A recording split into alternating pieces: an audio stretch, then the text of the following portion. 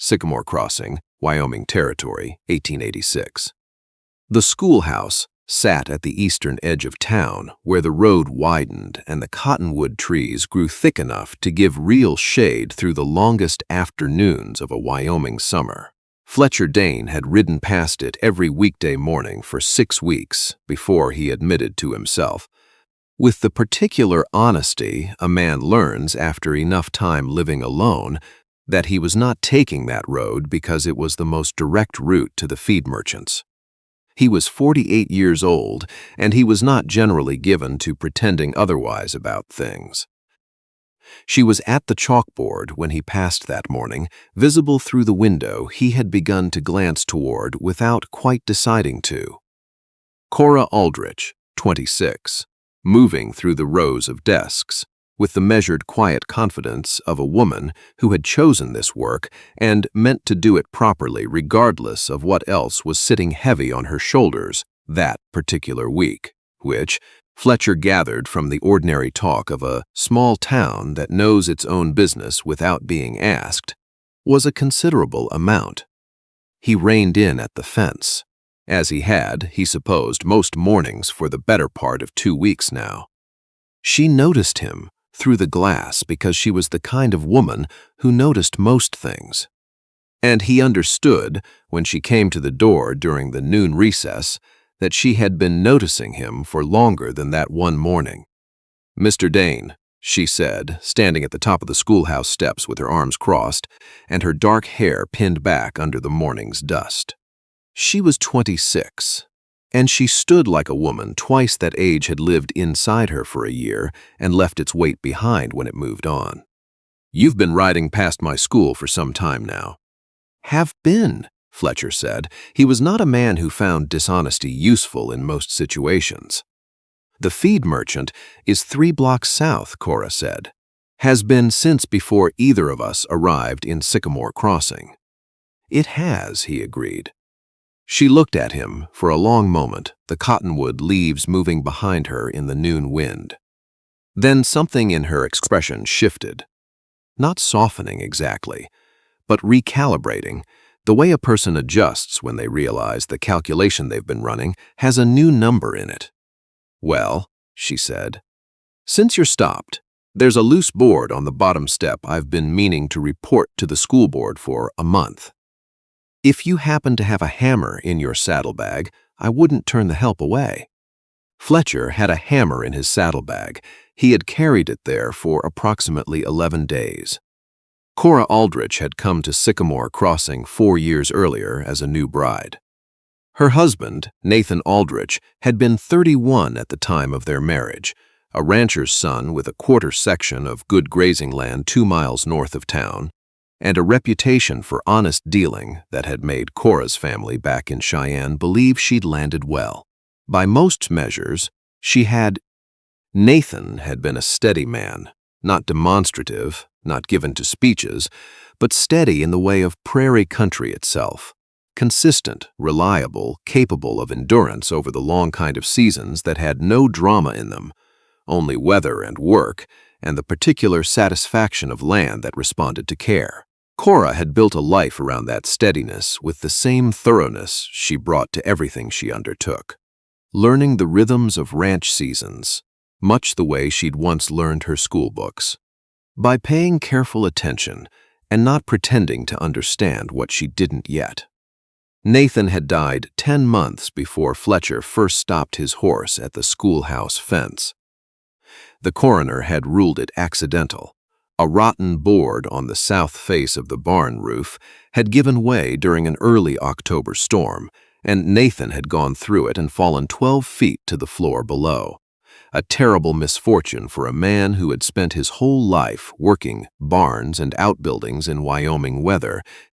The whole town had turned out for the funeral, had brought food and offered condolences, and had moved on within a season the way communities do when grief is ordinary in its shape, if not in its weight.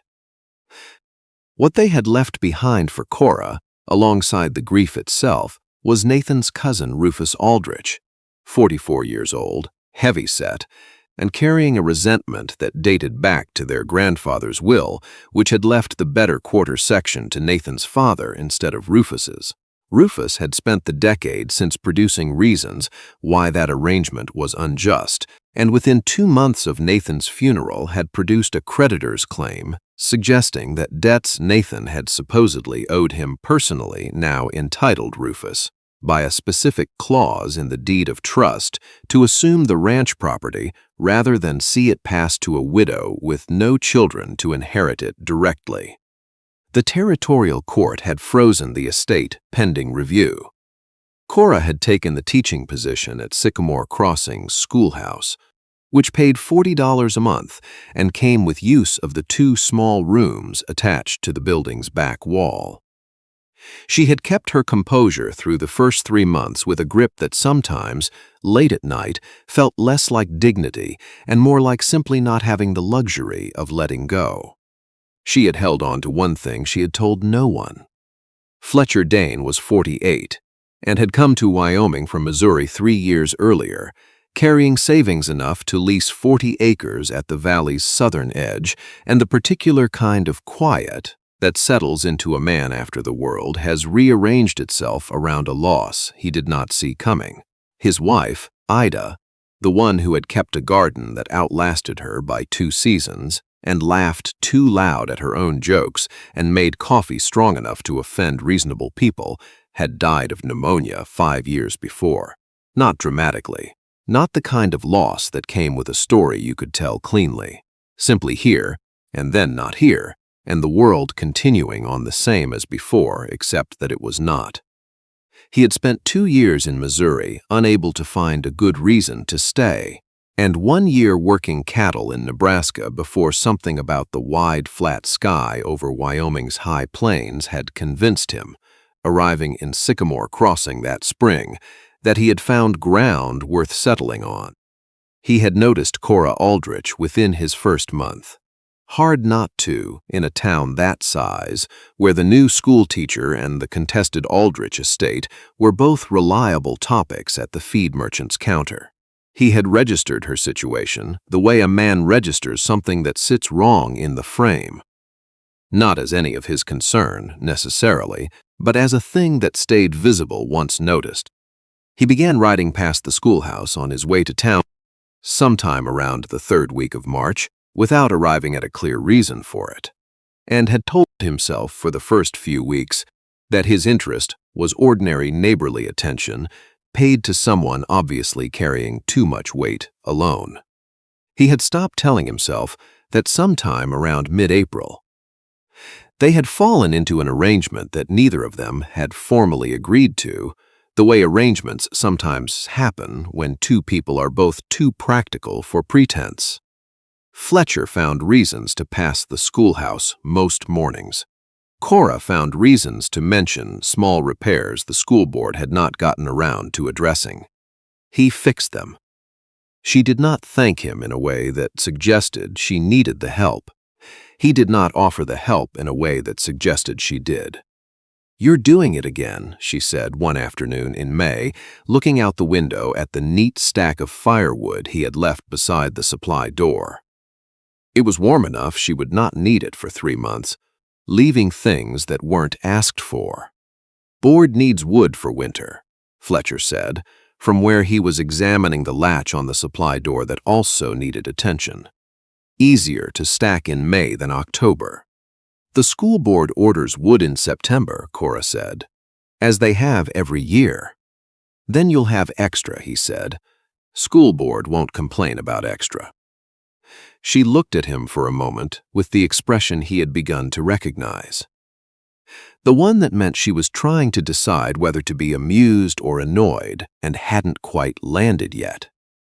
"You are the most quietly stubborn man I have met in Wyoming Territory," she said finally. "That's a short list," Fletcher said. "Territory's full of stubborn men. I'm just quiet about it." The corner of her mouth moved in a way she did not seem to intend, and he rode toward the feed merchants that afternoon, 48 years old, and more aware than he had any particular right to be of exactly how far that almost smile had traveled. It was a Wednesday in the middle of May, the cottonwoods just fully leafed out, and the afternoon light going long and golden across the schoolhouse floor, when Cora said something that Fletcher found he could not put down afterward. The children had gone home. She was stacking primers on the supply shelf, and he was replacing a windowsill that had finally gone soft from years of weather. And they were talking about nothing in particular. The price of beef, a road repair the county had been promising since February, when she stopped with a book in her hand and said, without any particular lead-up, Nathan was afraid of heights. Fletcher set down his chisel. "Not crippling afraid," she said, still looking at the bookshelf rather than at him. He managed barns and fences and whatever needed doing. But he never went up any higher than he had to. Always said the south face of the barn roof was a job for the hired hand, because the pitch was steeper on that side and the footing was worse in wet weather. She put the primer on the shelf. He would not have been up on that south face alone, she said. Not in an October storm, not without a reason I cannot account for. Fletcher turned that over carefully. The same attention he brought to reading weather or judging a pasture's carrying capacity before making an offer on it. "Did you mention that to anyone?" he asked. "At the time?" "I was 10 days past burying my husband," Cora said, "and barely able to eat a full meal. I mentioned it to myself in the middle of too many nights to count and told myself it didn't mean anything." She finally looked at him. It still might not. A man who avoids the south face of his own barn doesn't end up there alone in a storm, Fletcher said quietly. "Not without something I'd want to understand better." "There is one other thing," Cora said. Her voice was steady in the way of a woman who has rehearsed something difficult long enough that the rehearsal and the saying of it have become the same act. "His watch." Nathan's pocket watch, his grandfather's silver case with an engraving on the back. "I expected to get it back with his other effects. I never did. Assumed it had been lost in the fall." She paused. 6 weeks ago, Mr. Whitaker at the general store mentioned buying a pocket watch from a passing drifter who came through in November. Silver case. Engraved. A drifter heading south out of Wyoming, coming from the direction of the Aldrich ranch. Fletcher held her gaze a long moment. "You've been carrying this for 6 weeks, he said. "I've been carrying pieces of it for 10 months, she said. 6 weeks is when the pieces started fitting together in a way I couldn't unsee." I want to pause here for just a moment. Because if you're listening to this tonight from somewhere far from Wyoming, from a different state or a different country altogether, I would be glad to know where this story found you. Leave a comment below telling me where you're listening from. I read everyone, and it still surprises me, honestly, how far these evenings travel. If Cora and Fletcher's story is good company for you tonight, a like helps it reach the next person who might need it too. Now, a missing watch and a south-facing roof, and a 26-year-old woman who had kept both to herself for 10 months while fighting a legal battle, managing a contested estate, and teaching 30 children their multiplication tables 5 days a week. Fletcher Dane was 48 years old and had seen enough of the world's harder edges to understand plainly that what Cora Aldrich had just handed him was not a small thing. It was the question she had not yet been able to ask aloud, and asking it out loud, he suspected, meant she had finally decided she was ready to hear whatever the answer turned out to be. Rufus Aldrich came to the schoolhouse 3 days later. The kind of visit announced by a horse tied too close to the front steps and a knock that was more summons than greeting. He was 44, and he had the manner of a man accustomed to rooms arranging themselves around his arrival. He did not sit when Cora offered it. "Court's going to rule within the month," he said. "Judge finally has enough to settle it. I'd rather we settled it between family, save you the public difficulty of losing the ranch in open proceedings."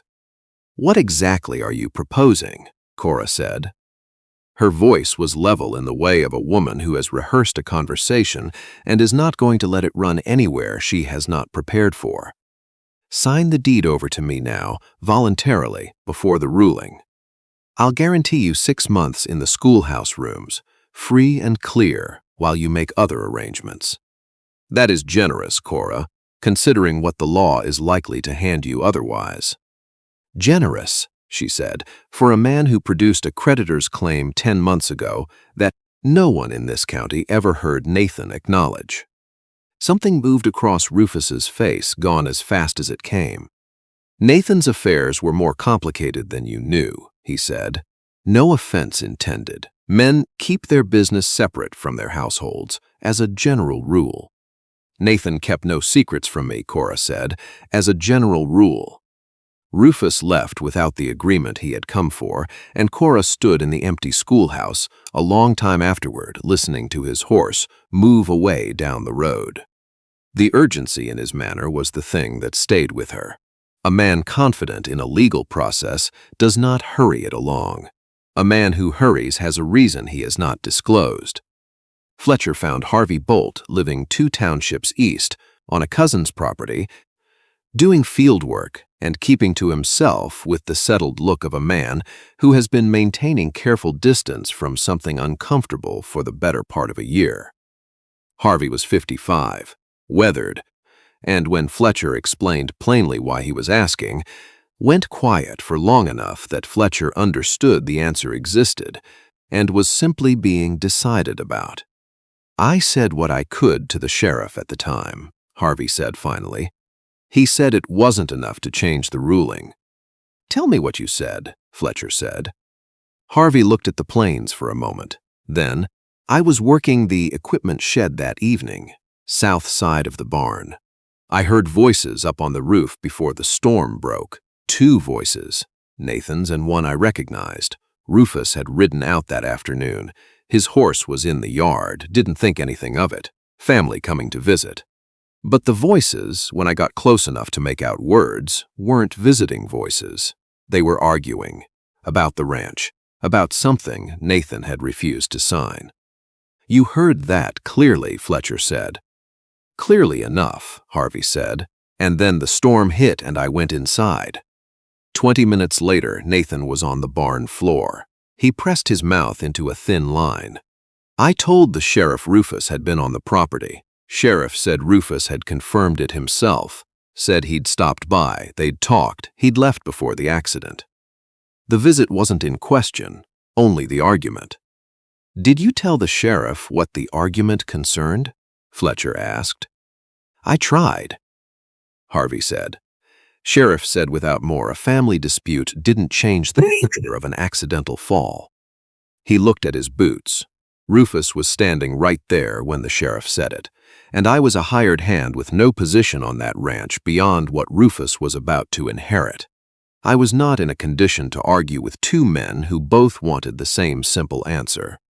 Fletcher rode back toward Sycamore Crossing with the plains going amber around him in the late afternoon and considerably more on his mind than he had carried out that morning. He understood plainly that whatever he had started asking about was no longer a question he could set back down once satisfied. He told her that same evening, at the small table in the back room of the schoolhouse, the last light fading from the single west-facing window. Cora sat very still through all of it, her hands flat on the table, and when he finished, she did not speak for a long moment. He was there, she said at last, not a question. A man who was present heard them arguing about something Nathan refused to sign. Fletcher said carefully, I am not telling you I know exactly what happened in the minutes after that. I'm telling you because you had already asked the same question yourself about that south-facing roof and that pocket watch, and I think you deserve to know you were not imagining a reason to doubt the story everyone else accepted. Cora pressed her fingers briefly to her closed eyes. If Rufus was on that roof with Nathan, she said quietly, and Nathan fell, and the watch came off during the fall, Rufus would not have left it. He would have taken it. At some point, it passed to a drifter, the way things pass from hand to hand when a man wants something gone without a clear line back to himself. She opened her eyes. That is the chain of it. It needs one more link, Fletcher said. Whitaker at the general store, and what he remembers about that drifter. I already know what he remembers, Cora said, because I asked him 3 weeks ago. The drifter told Whitaker he had done odd jobs at a ranch north of town and taken the watch as partial payment when the owner came up short on cash. She looked at Fletcher directly. He described Rufus Aldrich well enough that I recognized him without a name being given. Fletcher studied her for a moment. You've been sitting on all of this, he said. I have been surviving on all of this, Cora said. There is a difference. Surviving it was what I could manage alone.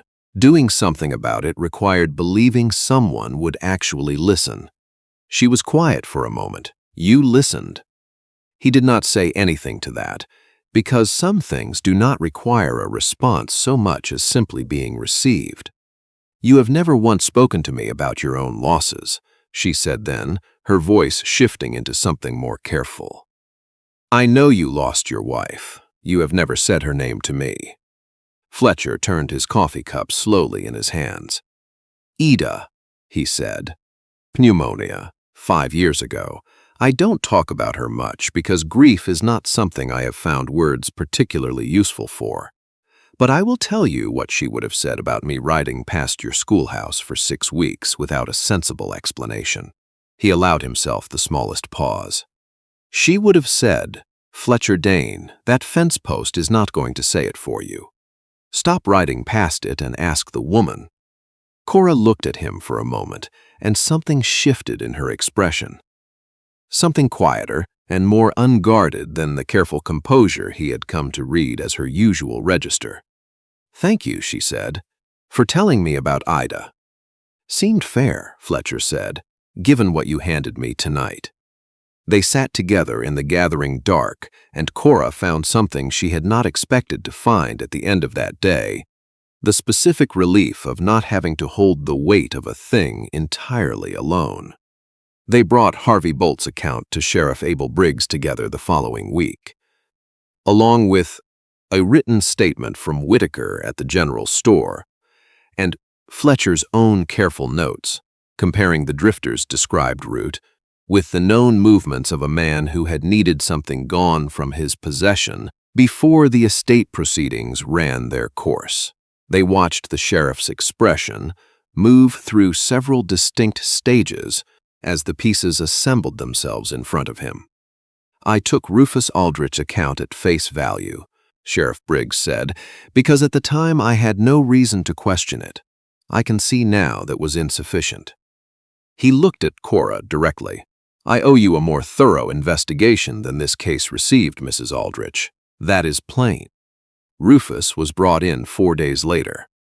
Fletcher stood beside Cora in the sheriff's office and watched the man's composure loosen in small specific ways as Briggs laid out what Harvey had heard and what the pocket watch's passage from a barn roof to a drifter's pocket to a general store's display case implied.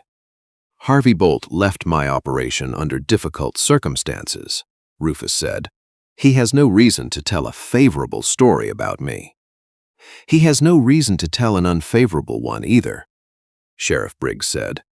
He took work 2 townships east and has not asked anything of anyone since October. The watch is harder to explain than Harvey Bolt's account. The watch was what did it, in the end. Rufus held for 20 minutes to the position that he had taken it as a memento in the confusion of the night Nathan died. That story collapsed under the straightforward question of why he had not disclosed possessing it during 10 months of legal proceedings in which Nathan's manner of death was directly relevant to the matter before the court. The full truth came out by degrees, the way it does when a man who has been carrying something for 10 months finally understands the structure around it has given way. He had come to the Aldrich Ranch that October evening to get Nathan's signature on a mineral survey authorization. A survey Rufus had quietly arranged on the north pasture, where a prospector had told him privately there might be coal deposits worth considerable money. Nathan had refused loudly on a rooftop in an October storm because he had discovered the survey request before Rufus had expected him to and understood exactly what his cousin was trying to arrange without his knowledge or consent. They had argued. Rufus had grabbed Nathan's arm to stop him from descending, he said, to keep the conversation going, not to harm him. Nathan had pulled away on a surface already made treacherous by rain, and a board already soft from seasons of neglect, and had gone through it. And Rufus had stood on that roof in the storm for a long time before he came down and rode away and let the weather cover over what needed covering. "I did not push him," Rufus said in the room where Sheriff Briggs had him waiting, Cora and Fletcher standing witness to it. "I want that understood. I did not push him. You were on a roof with him in a storm, arguing about something he refused you." Sheriff Briggs said, "And you left without reporting what you witnessed. Whatever happened between those two facts, you made choices that night and in the 10 months afterward that I am going to let the court sort through. The same court," he added, "that you were so confident about a week ago." Cora stood in the doorway of the sheriff's office afterward and felt something she had not anticipated at the end of all this. Not triumph, and not even simply relief, but a kind of cleared space where the doubt had lived for 10 months. She knew the shape of it now. She could grieve Nathan properly at last. Not the mystery of his death, but the actual man who had climbed a steep roof in a storm rather than let his cousin steal from him. Who had said no. Who had been, in the end, precisely the steady man she had believed him to be. She wept that evening on the schoolhouse steps properly for the first time since October.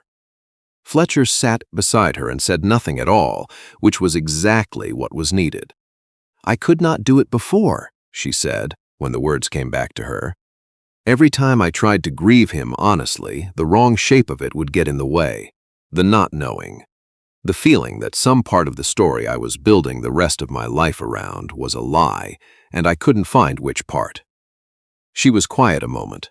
"I have solid ground now, strange as today was."